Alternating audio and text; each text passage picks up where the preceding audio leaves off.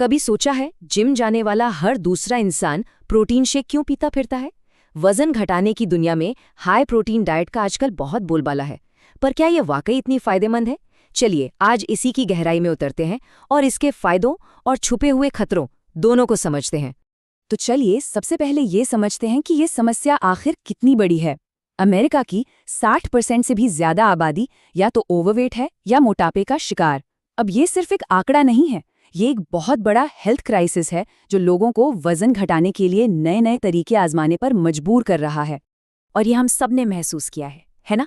कोई traditional diet शुरू की, कैलोरी घटाई और नतीजा हर वक्त भूख लगती रहती है और कमजोरी महसूस होती है। ऐसा इसलिए होता है क्योंकि शरीर सिर्फ फैट ही नहीं जलाता, वो हमारी ज़रूरी मसल्स को भी खाने लगता है। और बस यहीं आकर ज़्यादातर लोग हार मान लेते हैं। तो सवाल ये है कि क्या इस चक्कर से बाहर निकलने का कोई रास्ता है?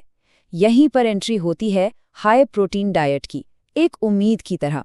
लेकिन क्या ये सच में इसका हल है या बस एक और मिथक? चलिए देखते हैं कि साइंस इस बारे में क्या कहता है। तो हाई प्रोटीन डाइट के जो फायदे गिनाए जाते हैं, उनके पीछे की साइंस क्या है? क्या ये बातें वाकई सच हैं? तो विज्ञान क्या कहता है? अच्छी खबर ये है कि इसके सबूत काफ़ी मजबूत है। एक नहीं, कई स्टडीज़ एक ही बात की तरफ इशारा करती हैं। हाई प्रोटीन डाइट बॉडी को ट्रांसफॉर्म करने में मदद करती है। मतलब सिर्फ वज़न ही कम नहीं होता, बल्कि सही तरह का वज़न कम होता है, यानी फैट घटता है और हमारी कीमती मसल्स बची रहती हैं। और ये कोई एक दो स्टडी की बात नहीं है। ज़रा सोचिए, 24 अलग अलग ट्रायल्स को एक साथ देखा गया और पता है क्या? नतीजे हर बार एक जैसे थे। शरीर का वजन ज्यादा तेजी से घटा, फैट ज्यादा कम हुआ, सबसे अच्छी बात मसल्स को कोई नुकसान नहीं हुआ। और तो और खून में जो खराब फैट होता है, जिसे ट्राइग्लिसराइड्स कहते हैं, वो भी कम हो गया। ये वाकई कमाल का नतीजा है। लेकिन असली जादू तो अब सामने आता है। देखिए, वजन घटाना तो आधी लड़ाई है, असली जंग तो उस घटे हुए वजन को मेंटेन करने की है। और ये स्लाइड हमें बताती है कि प्रोटीन यहाँ एक शील्ड की तरह काम करता है, जो हमारी मेहनत को बेकार नहीं जाने देता और वजन को वापस आने से रोकता है। तो सवाल ये है कि प्रोटीन आखिर ये कमाल करता कैसे है? इसके पीछे दो बड़े साइंटिफिक कारण हैं। इसे एक तरह की डबल स्ट्राइक समझिए। पहला, प्रोटीन हमारे दिमाग में भूख के स्विच को ही बंद कर देता है।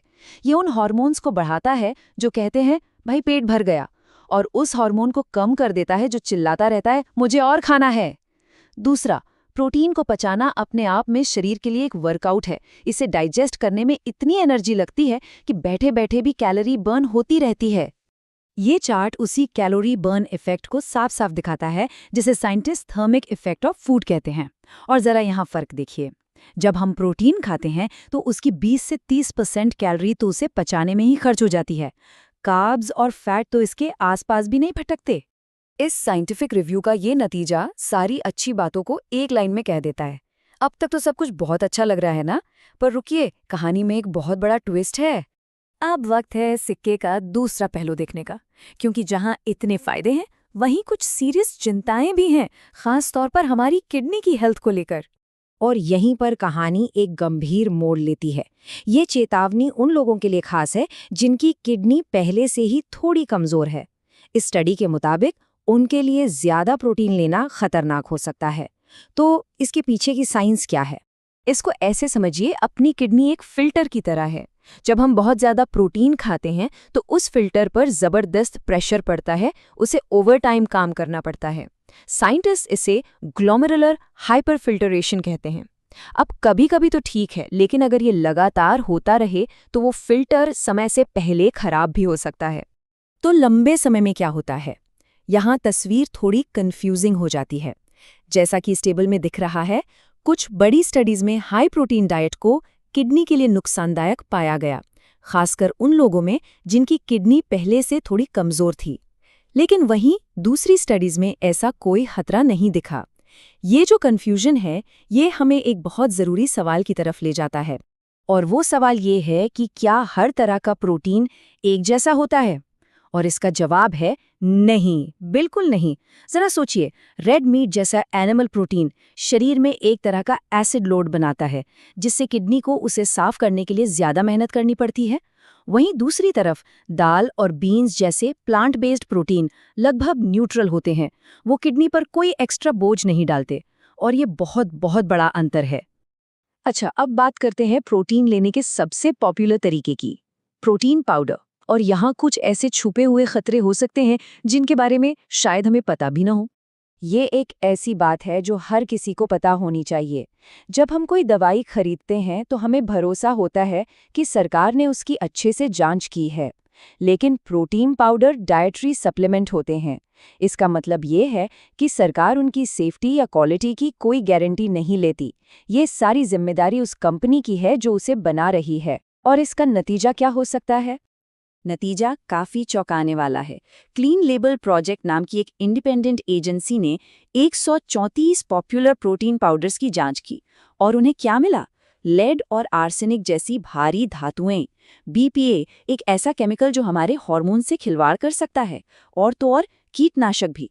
ये वो चीजें हैं जिन्हें कोई भी अपने शरीर में नहीं डालना चाहेगा। इस बात की गंभीरता को समझने के लिए बस इस एक आंकड़े पर ध्यान दीजिए। एक प्रोडक्ट में बीपीए की मात्रा कानूनी लिमिट से 25 गुना ज्यादा मिली। ये कोई छोटी-मोटी चूक नहीं है, ये सेहत के लिए एक बहुत बड़ा खतरा है। तो इन सारी मिली-जुली जानकारियों को देखने के बाद प्रैक्टिकल टेकअवे क्या है? हमें क्या करना चाहिए? तो इन सब बातों का निचोड़ क्या है? एक सीधा साधा मंत्र है, खाना पहले, सप्लीमेंट बाद में, और सलाह हमेशा अपना ज्यादातर प्रोटीन असली खाने से लें, जैसे दाल, अंडे, मछली, नट्स। अगर सप्लीमेंट ले रहे हैं तो उसके जोखिमों से वाकिफ रहें। और सबसे जरूरी बात, अपनी डाइट में कोई भी बड़ा बदलाव करने से पहले हमेशा किसी डॉक्टर या डाइटिशियन से बात करें। तो घूम फिर कर हम वापस उसी सवाल पर आ जाते हैं, क्या तेजी से वजन घटाने का ये वादा उन छुपे हुए जोखिमों को उठाने के लायक है? देखिए, हाई प्रोटीन डाइट एक ताकतवर औजार हो सकती है, लेकिन ये एक दो-धारी तलवार भी है। आखिर में सबसे अच्छा रास्ता वही है जो सेफ हो, टिकाऊ हो और आपकी सेहत की जरूरतों के हिसाब से हो। अब जो भी चुनाव किया जाएगा वो पूरी जानकारी के साथ किया जा सकता है।